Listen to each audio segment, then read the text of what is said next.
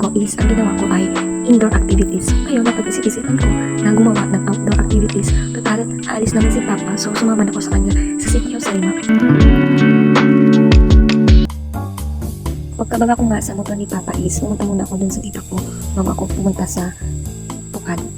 Dun kila Papa. So yan, naglakad-lakad na muna tayo pataas. Ayan po yung sinakayan kong motor. So nauna na nga si Papa doon.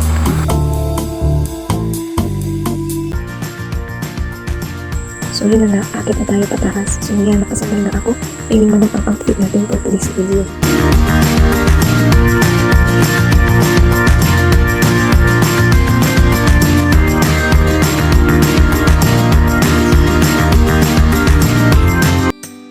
Una lang para makapag-video ako is yung bag ko, kinuha ko ay yung cellphone ko, itinayo ko doon.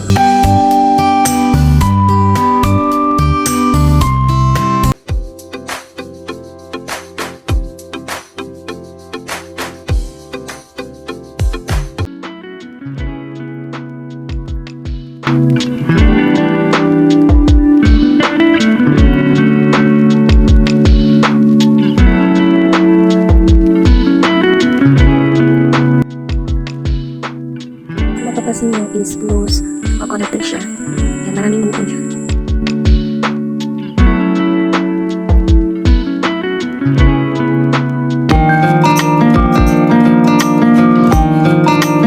Naman is pupunta na tayo sa aming lote. Meron rin kami dyan maliit na bahay at may alagang mga hayop gaya ng baboy, pato at nandun din ang aming aso.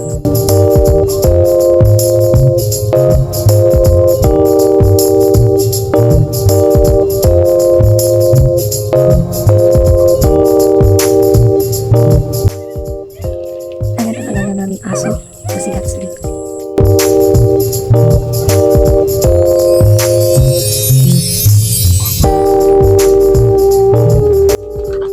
Meron rin kami inaalagaan na baboy. Ayun, panggap muna tayo na kunwari pinapainom natin ang baboy ni Papa.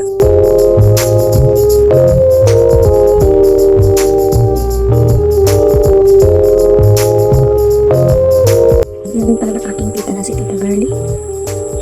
So yan.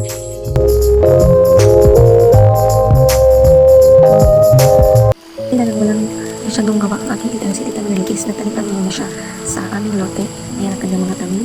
So kung makikita nyo is maliliit pa lang at bagong-bago pa ang kanyang taniman. At tinulungan ko na nga siya mag-linis ng mga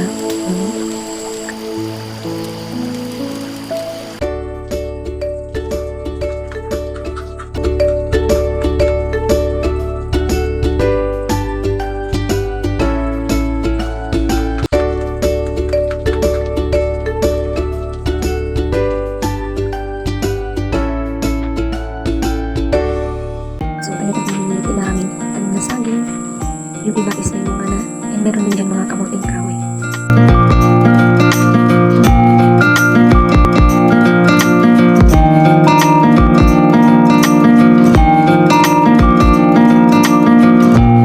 Ayan, bago kami umuwi is nabili ko ng aking tita na si Tita Girly kahit wala pang tanim.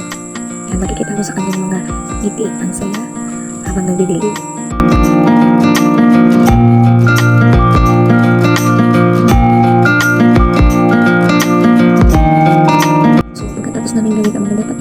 Minauna na nga kami ni Papa na bumaba. Sabi niya is susunod na lang siya. So si Tita Girly na ang ginawa ko, videographer ko sa aking pagbaba. Ayan, sinusunod niya naman ang aking sinasabi. Ayan. So yan.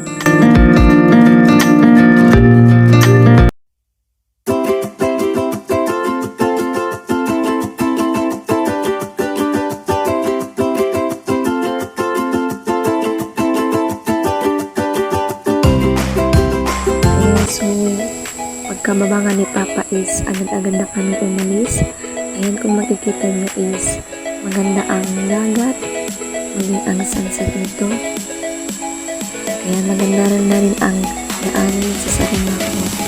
Talagang national road na siya. Ayan, nakikita rin natin yan yung bagong tulan. Ayan. So ayan na nga, magagabi na.